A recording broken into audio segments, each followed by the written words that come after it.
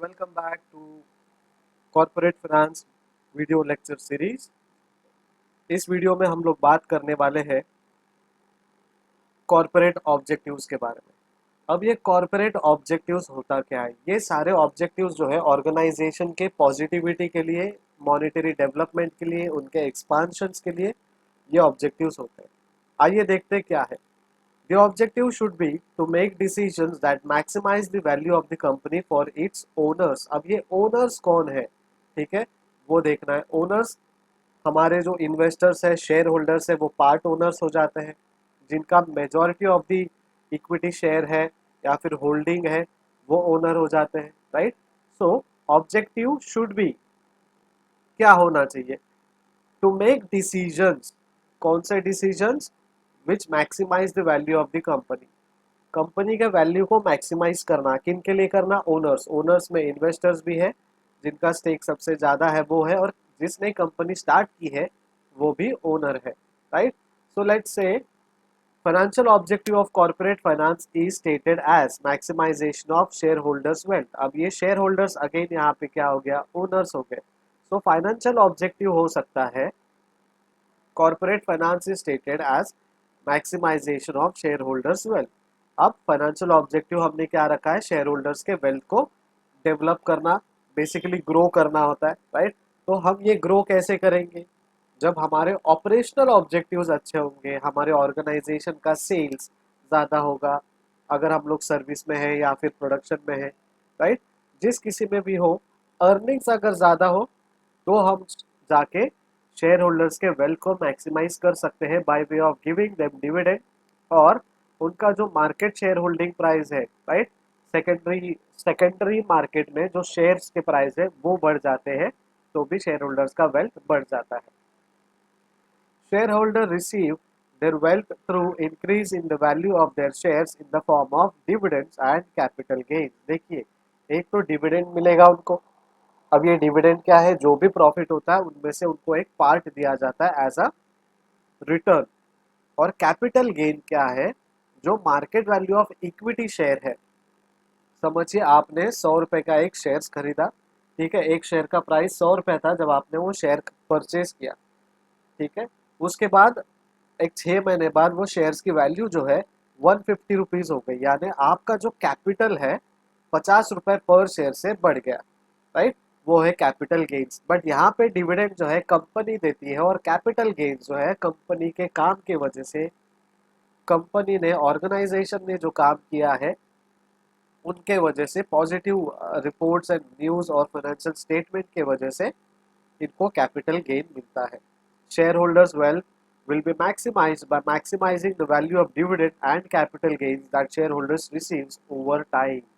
जैसे जैसे टाइम चला जाता है, टाइम निकलता है और वो ऑर्गेनाइजेशन उस टाइम में बहुत अच्छा काम करती है, तभी जाके डिविडेंड्स मिलते हैं और कैपिटल गेन्स मिलता है। अब देखते हैं कॉर्पोरेट स्ट्रक्चर कैसे होता है। एक तो होता है सोल प्रोप्राइटरशिप और दूसरा है पार्टनरशिप।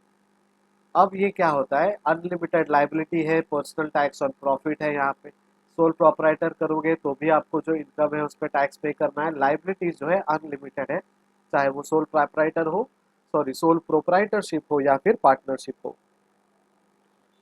कॉर्पोरेशन में क्या होता है? Liabilities are limited, corporate tax on profit मिलता है, ठीक है।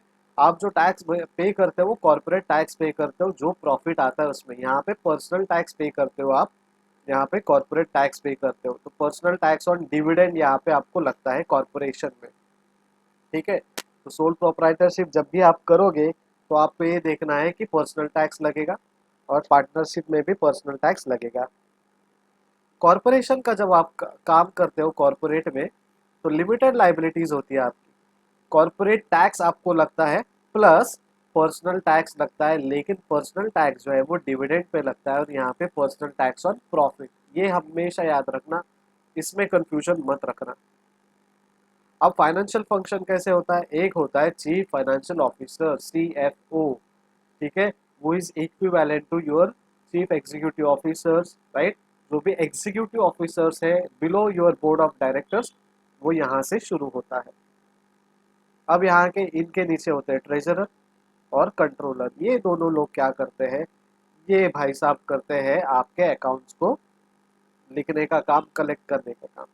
कंट्रोलर जो है आपके ऑर्गेनाइजेशन का जो इनकम एक्सपेंडिचर है उनके ऊपर वो मॉनिटर करते हैं कैसे काम होगा और किस हिसाब से होता आ रहा है और आगे भी हमको कैसे करना है।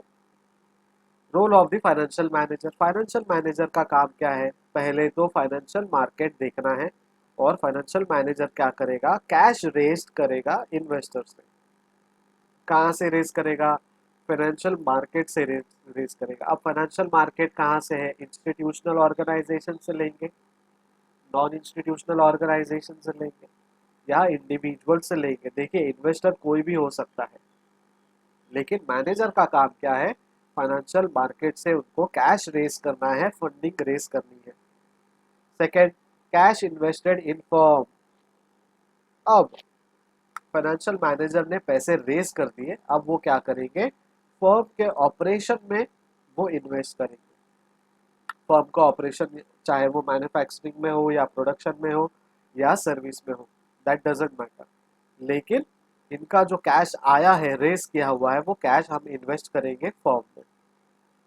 उसके बाद थर्ड प्रोसेस क्या है? Cash generated by operation. Again financial manager क्या करेंगे? जो भी इन्वेस्ट किया है वहां से पैसा कितना जनरेट हुआ है। देखिए रेस करना इज डिफरेंट। रेज यानी हम मार्केट से पैसे ले रहे हैं, चाहे वो उधारी से हो या फिर शेयर होल्डर्स को बुला के एज अ शेयर होल्डर्स उनको इनवाइट करके उनको पार्टनर बना के कैश रेस कर रहे हो। ठीक है, मेथड कोई भी हो, आपने कैश रेज किया। उसके बाद कैश इन्वेस्ट किया आपने ऑर्गेनाइजेशन के ऑपरेशंस को। और थर्ड स्टेज में आपको क्या मिल रहा है? ये जो रेज किया हुआ कैश है जिनको आपने यूटिलाइज किया है, उसका रिटर्न्स जो आपको आ रहा है वो कैश जनरेटेड बाय ऑपरेशंस, वो फाइनेंशियल मैनेजर हैंडल करेंगे। अब 4A, कैश री इन्वेस्टेड। देखिए थर्ड स्टेज में जो जनरेशन हुआ हुआ ऑपरेशन जो है वो आप अभी क्या करोगे? फिर से इन्वेस्ट करोगे ऑर्गेनाइजेशन में। क्यों करोगे? बिकॉज आपको, देखिए यहाँ पे प्रॉफिट मिले नहीं मिले, प्रॉफिट मिला है इसका मतलब ये नहीं कि आपकी ऑर्गेनाइजेशन यहीं पे खत्म। आपको उसको फिर से सर्कुलेट करना है, आपका जो वर्किंग कैपिटल है उसको कंटिन्यू रखना है, आपका जो इन्वेस्टमेंट है उसको कंटिन्यू रखना है। इसलिए हम लोग क्या करते हैं? कैश री इन्वेस्ट करते हैं। अब ये पूरा काम किसका है? फाइनेंशियल मैनेजर का। देखिए role of the financial manager, 1, 2, 3, 4A। अब 4B, cash return to investors. 4B में कैश क्यों रिटर्न दे रहे हैं? देखिए पहले पैसा आया, उसके बाद हमने उसको इन्वेस्ट किया, फ्रेश कैपिटल को हमने इन्वेस्ट किया। फॉर एग्जाम्पल फ्रेश कैपिटल से हमको कुछ रिटर्न्स आए। फॉर एग्जाम्पल 1000 करोड़ हमने उठाए मार्केट से, उसमें से हमको रिटर्न्स टोटल मैं बोल रहा हूँ with profit, profit is 500 crore और इन्वेस्टमेंट जो होता है वो 1000 करोड़, तो टोटल होता है 1500 करोड़ आए हमारे पास। उसके बाद मैनेजर ने क्या सोचा?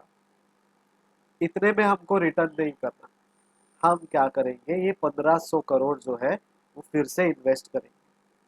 फिर से इन्वेस्ट करने के बाद जो रिटर्न आएगा वो पैसा जो है इन्वेस्टर्स को रिटर्न करेंगे। 1500 में समझिए आपने 1500 करोड़ इन्वेस्ट किए और आपको रिटर्न में टोटल 2000 रुपीज आया, मतलब अगेन 500 करोड़ का प्रॉफिट। तो आपने 1000 करोड़ मार्केट से लिए और 1000 करोड़ का आपने रिटर्न्स लिया और आपने पूरे के पूरे पैसे विद इंटरेस्ट, जो भी आपका डिविडेंड है, इंटरेस्ट है, जिस तरीके से आपने वो रेज किया है उस हिसाब से आप क्या करोगे? रिटर्न करोगे इन्वेस्टर्स को। ये किसका रोल है? Role of the financial manager. ठीक है, तो ये था स्ट्रक्चर ऑफ कॉर्पोरेट स्ट्रक्चर या ऑर्गेनाइजेशन स्ट्रक्चर जो है किस हिसाब से चलता है। देखिए ऑर्गेनाइजेशन में बहुत सारे स्ट्रक्चर है, लेकिन कॉर्पोरेट में बेसिकली हम लोग फाइनेंस स्टूडेंट होके क्या देखना है हमें कि फाइनेंस चीफ एग्जीक्यूटिव ऑफिसर में चीफ फाइनेंशियल ऑफिसर कैसे काम करता है। ठीक है, तो वो हमें देखना था और हमने एक छोटे से वीडियो में देख लिया। आपको अभी भी कोई क्वेरीज है तो कमेंट कीजिए, रिप्लाई में थोड़ा वक्त लग सकता है, एक्सप्लेनेशन जो कमेंट में आपको चाहिए उसके लिए थोड़ा वक्त लग सकता है, लेकिन आपको रिप्लाई मिलेगा ज़रूर। ठीक है, thank you so much, keep studying, keep making notes.